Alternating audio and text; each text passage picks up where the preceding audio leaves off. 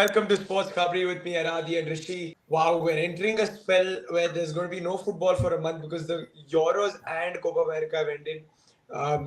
Spain beat England in the final of Euro 2024. Argentina beat Colombia in the Copa America final. We'll wrap up with the Euro final first. Adi, I think most people expected Spain to go in as favorites. In England were sort of the underdogs after their performances in the competition so far. And yeah, dude, I think the more deserved team, I think in towards the, I mean, if you consider the entire tournament as well, won the final. Was an England side that looked, I mean, really lack of ideas under Gareth Southgate. They've done so throughout the competition, and I don't think it was anything else. I don't think it was any different. But again, it's a one-off game. Anything could have happened. How did you look at it? I mean, yeah, at the end of the day, when we see the winners of the Euros, I think we all predicted or like would have, at least before the finals, would have known that, Spain were the, short favorites. They were the better team throughout the tournament. They had a tougher qualifying phase in terms of your knockout stages. They played the so-called high-level teams since the beginning itself, playing a Yeah, playing a very underrated and very strong Georgia team in terms of at least they had something to prove, something to play for the country. So mentally, it would have always been a tough game to play against them. And I remember they went 1-0 down against Georgia. They came back, won that game. Going on to the next game, they played Germany, who we all thought were the favorites of this entire tournament. Germany playing in their home stadium, in their home country also, having the majority of support, played a very good game. I mean, at the end of the day, it got the result, which you could say it was a 50-50, but at the end of the day, you deserve it when you win it, right? Moving on to France, again, were 1-0 down, came back with a quick fire 2 goals, then ensure they finish that game off, and then to the finals. The first team I think to win all the 7 games they played in the Euros. I don't think any other team has done that. And then on the other side, you have an England team who've been struggling since the first day of the Euros. I've told like from first day that if England come into the finals, it's because of their individual quality. Yesterday also you could see that itself like Exactly. the only reason they got that goal was based on a moment of play, a moment of brilliance, a moment of luck. That's it, and it was 1-1 the entire game. Leave the first half aside. I think both the teams were poor in the first side. None of them, they're both playing very conservative football in terms of not taking much risk.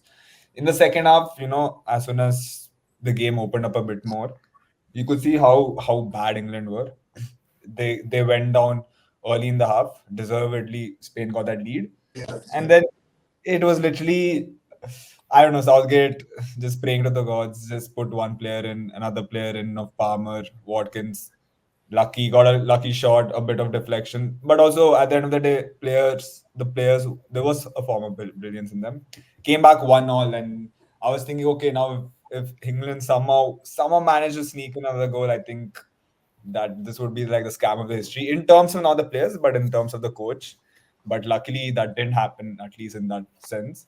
And you could see them like the entire game yesterday. They had no form of system. Like they came into the first half. I don't remember them passing 5 passes together like the entire first half.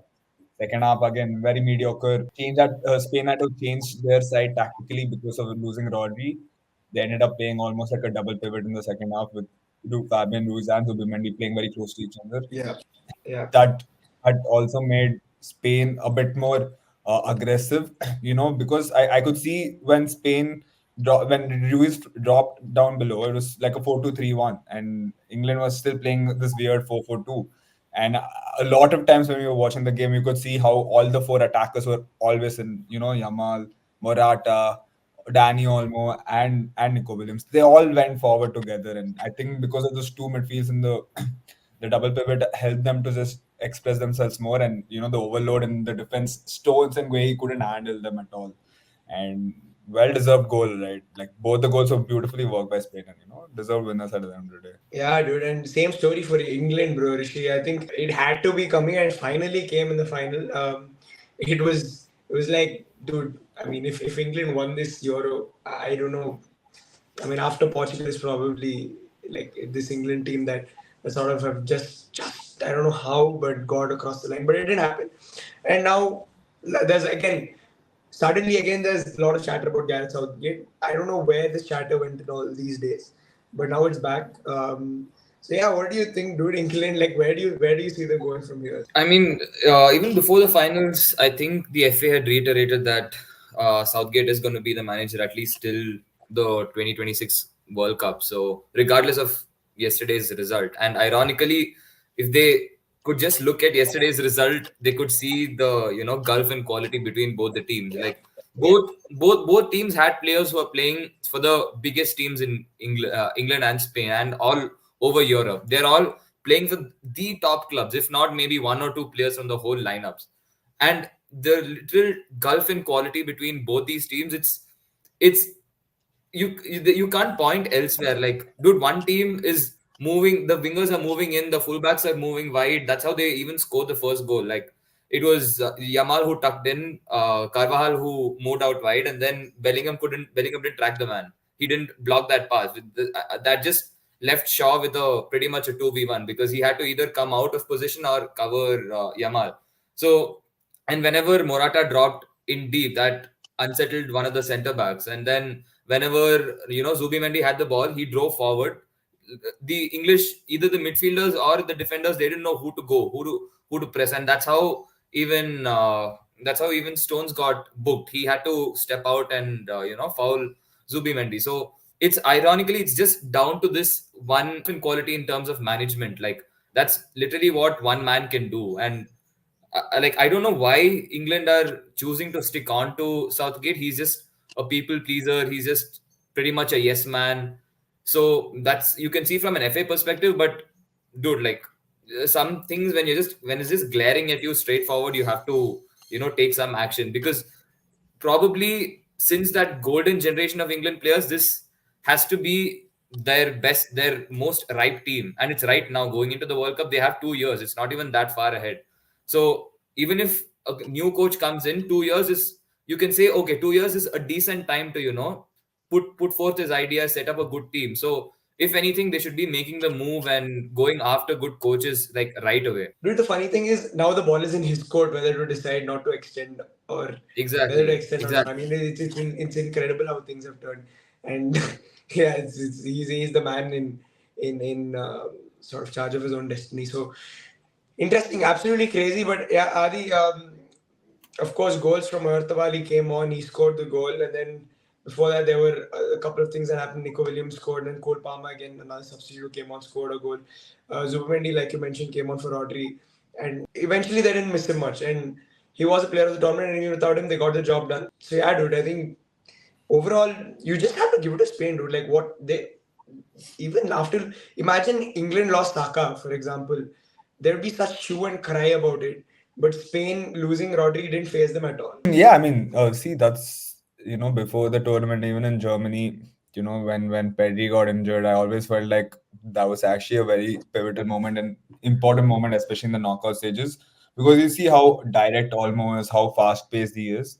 Because see, previously, whatever we've seen of Spain, they've always been this team which is heavy based possession football, your so-called tiki takas, very fluent in the possession and having such tight spaces, and the way they used to score goals was heavy build up play, sharp passes into the box, goals. But you see this Spanish side, right? Luis Del Fonte. He's a guy who plays very very basic football, very structured football, but he allows his players to express themselves. And that Pedri, I don't believe Pedri suits that style of football where everyone's aggressive and very very direct. Him getting injured was you can say in a weird way a blessing in disguise for Spain, because as soon as almost come, he's been the clutch player in the playoffs, I mean in the knockout stages. Every game he's been very important. Even yesterday in the finals, he was very important. He himself could have had at least a goal, you know, or at least an assist. But you saw in the second half how influential he was. He was very direct. He was bringing in all the players, even for the first goal, because you see the first goal when we look at that first goal, right? Uh, they play through the middle. It goes to Yamal. Yamal cuts in, but you look. You have to see how Stones gets dragged by Morata, but more important, how almost in the box making that run, and he runs Yeah, inside the box where Walker just follows his run, because Walker is looking at him. He's in the box. He just follows him, and yeah, that he has to literally go. entire space for Nico Williams. I'm, in my opinion, at least what I've seen through Pedri, if it was Pedri, I don't know if he's going to make those direct runs into the box, very, very aggressive runs into the box, be a bit more risk taking like that. You might have seen Pedri maybe still jogging or somewhere outside the box. You see how almost very direct, even yesterday, he could have also got a shot on, literally the next play after they score the first goal, they could have got another goal if he had a better shot. And that was also created by himself. And he was very direct. Even for the goal again, for the second goal, he was the one who made the pass to Oyarzabal, very direct pass to Oyarzabal. And Oyarzabal played basically a weird 1-2 with Cucurella, and it's a goal. And I think the same thing with Rodri. Uh, we all thought, okay, that's going to be a huge, massive miss when he comes off injured in the second half. We all were saying, okay, that's a huge miss. Maybe this is where Spain actually faltered. But when I saw how Zubimendi played, I think overall Zubimendi had a better match than Rodri, because in the first half Rodri made some couple of very, very crucial blocks, once on Kane and once on Rice, I remember. But apart from that, he was, I mean, to be fair, he was not. He was playing a single pivot, but he was not really that influential. Where everyone's going to sit and say, okay, Rodri's been great this entire tournament, etc. But the reason he's been great is because of the midfield around him. I think him having Fabian Ruiz has helped him a lot, and having even a player like Danny almost very aggressive has been helping him a lot. But yesterday when Zubimendi came in, you could see Zubimendi in the second half actually had a better game. Overall, he created a lot of chances in terms of the first phase of create build up, and also he was very crucial in winning a lot of balls. And I really think that, as I said, that tactical change where the coach had to make because of Rodri's injury, coming into a double pivot, letting the so-called four forwards attack more, helped them a lot, because those four guys were overloading so much, and that didn't happen the first half at all. You could see how Fabian was and Olmo were in the half spaces, which was, I feel like it was like somehow England were easily able to defend those so-called with position even in the midfield. But as soon as they played 4-2-3-1 in the second half, it really helped them, because again they overloaded so much. The attackers kept overloading. Olmo and Morata's runs kept confusing Stones and Guehi the entire time. And one more goal, Yamal could have scored a very good goal, and that was similar play to the first goal also.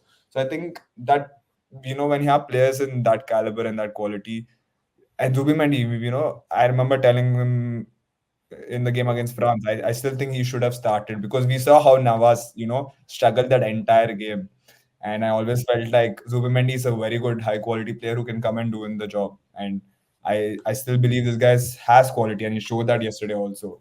So I think Spain overall has a lot of quality. And again, as I said, the manager trusts these players, and he actually backs them even in the toughest moments. Like previously, you saw how he put in Merino, the way he's given confidence to Olmo, and now yesterday even with Zubimendi in the second half. I think overall they were far more dominant, and kudos to the coach, because he's the one who's taken this team to that victory also. Yeah. I mean, fair enough. They did what they had to do and they got the job done. Just on Zubendi quickly, he won all his duels in the game, which is again quite impressive. All his 5 duels, and yeah, 92% passing accuracy. We don't ask too much more from a defensive midfielder. Rishi, moving to the Copa America side of things, expected that Argentina would be favorites, but I mean, I don't know. Correct me if I'm wrong, but didn't turn out exactly that way. Colombia had more of the ball, more shots, but in the end, it was Argentina who won without Lionel Messi, who came off injured after the 65th minute. So yeah, dude, like, what is the story here? And like, happy with what Argentina did in Messi's absence? I mean, definitely from a fan perspective, it is like the minute you see Messi coming off, it's like it's like it's doom and gloom. Like I was like, okay, like although you could say that this tournament more than any other, this team was not as reliant on Messi. It's still inevitable. A player of his quality, whenever if he goes, it's a big gaping hole. And I was wondering how we were gonna, like we were gonna cope with that. And to be fair, ever since the tournament started, if you were to ask, I wouldn't pretty much say Argentina were the favorites, because Colombia were simply scoring goals for fun. They were, they're far more physical team, they're far more brutal team. And that's pretty much the same thing that happened today also. Like whenever Argentina, the players held the ball for a little too long, like the Colombia players were comfortably leaving one or two on them. And they were not even getting booked. I think the first 60 or 70 minutes there was one yellow card. When off the top of my mind, I could remember 4 or 5 like pretty rash and reckless tackles that would if it were a European, that'd definitely be flagged. They'd definitely be booked. And even Messi, I think in the 30th or 35th minute, he got injured. The same right ankle had gotten injured because he tried crossing it, and Arias went in late and almost trapped his right leg between the legs. That I don't know how that was also like not a yellow card. And it was, to be fair, it was a very scrappy game. Like at least for the first half, nobody really took hold of it. Nobody tried to be patient. It was just who was going to out physique who. Because in whenever the ball came into the box, Martinez and Romero were like, I don't care what is happening. Whoever comes in between, I'm going to go for the ball. If you come in between, you're going to get hit. That was, I mean, that's pretty much been their attitude the whole tournament, and in fact whenever they play together. And that was basically Colombia's whole game plan. We're gonna just out muscle and brute these Argentinian players off. And it got to a point where even Scaloni started complaining, and I think he got booked, but he also was like evidently unhappy with the kind of tackles that Colombia were making. And I think that there was a handball as well, which should have been given in Argentina's favor. And again, with VAR, I don't know how that was not given. And the one actually positive thing is, as it was going towards penalties, I was fairly confident. Like ultimately down to Emiliano Martinez. Like the kind of confidence that a really good penalty stopper gives you is just simply different. Like I knew for a fact that we go into penalties, unless our 2-3 players, they don't put it on target, we're comfortably going to win because Martinez is definitely going to get into the heads, and the fact that he himself is standing on goal would be more than enough to rattle these Colombian players. And they anyway are hot-headed, so it wouldn't take much for Martinez to get inside their head. So I don't know how many other teams are lucky enough to say that, yeah, going into penalties I'm extremely confident, but Yeah. but Argentina have been lucky that way, and I'm very happy that we have a goalkeeper like that.